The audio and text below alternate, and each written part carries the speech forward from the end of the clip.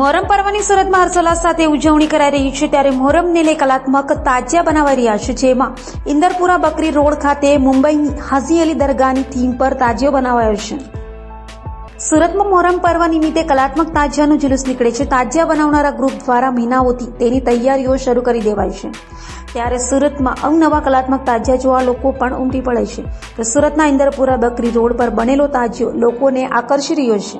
ઇન્દરપુરા બકરી રોડ પર બઝમે હુસૈની ગ્રુપ દ્વારા મુંબઈના દરિયામાં આવેલી હાજી અલીની દરગાહની આબેહૂબ કલાકૃતિ તાજિયામાં બનાવવામાં આવી છે. તો 8 મોહરમ એટલે કે શુક્રવારથી શહેરીજનો તાજિયા દર્શન કરવા નીકળ્યા હતા અને આ તાજિયો લોકોનું આકર્ષણનું કેન્દ્ર બન્યું હતું. આપણું નામ ઇરફાન મુસ્તફા શેખ. પણ ભાઈ તમારું રહેવાનું ક્યાં અને આ જગ્યા કઈ સુરતની છે? કઈ મારું રહેવાનું અમારું જે છે અહીંયા સ્પોટ જે છે ઇન્દરપુરા બકરી રોડ સુરત, અને જે આ તાજિયાનું મંડળનું નામ છે બઝમે હુસૈની યુવક મંડળ. કેટલા વર્ષો જૂનો આ તાજિયા મંડળ છે અને કેટલા જણા એમાં કામ કરે છે? હર વખતે તમે શું શું પ્રકૃતિ બનાવો? આ જૂનામાં જૂનો તાજિયો છે સુરતમાં, કમથી કમ મારા હિસાબથી હશે તો 100 વર્ષ હશે જૂનામાં જૂનો તાજિયો છે. અને આમાં અમે 20 થી 25 જણો કામ કરે છે અને મેક્સિમમ મને 10 થી 15 દિવસમાં અમે આ વસ્તુને બનાવી છે. શું કહેશો, તાજિયો બનાવવા પાછળ શું મકસદ છે?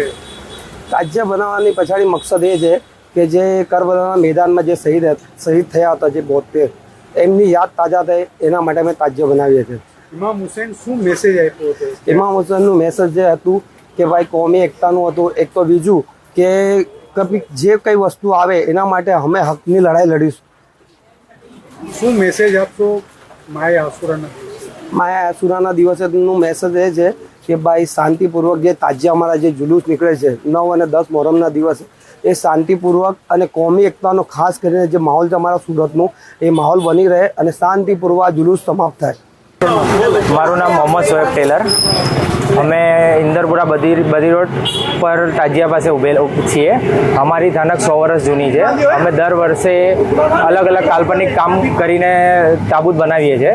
અમે ફોલ્ડિંગ કામના માસ્ટર છીએ. અમે ફોલ્ડિંગ દર વર્ષે બનાવીએ છીએ. આ વખતે અમે નેચરલ કામ ઉપર ગયા છીએ. અમે હાજી અલી દરગાહ જે મુંબઈમાં સ્થિત છે એ અમે એની કલાકૃતિ બનાવી છે. અમે આ 15 દિવસની અંદર આ કલાકૃતિ તૈયાર કરી છે. અમારા તાજિયાની અંદર અમારું જે મંડળ છે એમાં 20 થી 25 છોકરાઓ મળીને કામ કરીએ છીએ. ભોલુભાઈ કરીને એક અમારા આર્ટિસ્ટ છે માસ્ટર, એ ભોલુભાઈ અમારા જે મેઇન કારીગર છે, જેમણે અમારું આ જે હાજી અલીની દરગાહ છે એની કલાકૃતિ બનાવી છે. શું કહેશો, ઇમામ હુસૈને શું મેસેજ આપવા માંગતા હતા? ઇમામ હુસૈનનું મેસેજ છે કે એ શહીદ થયા છે. જે એમની શહીદી ઇસ્લામને જિંદા કરી છે. એમની શહીદીથી એમણે શું કહેવાય, ઇસ્લામને એમની શહીદીથી ફરીથી જિંદા કરેલું છે.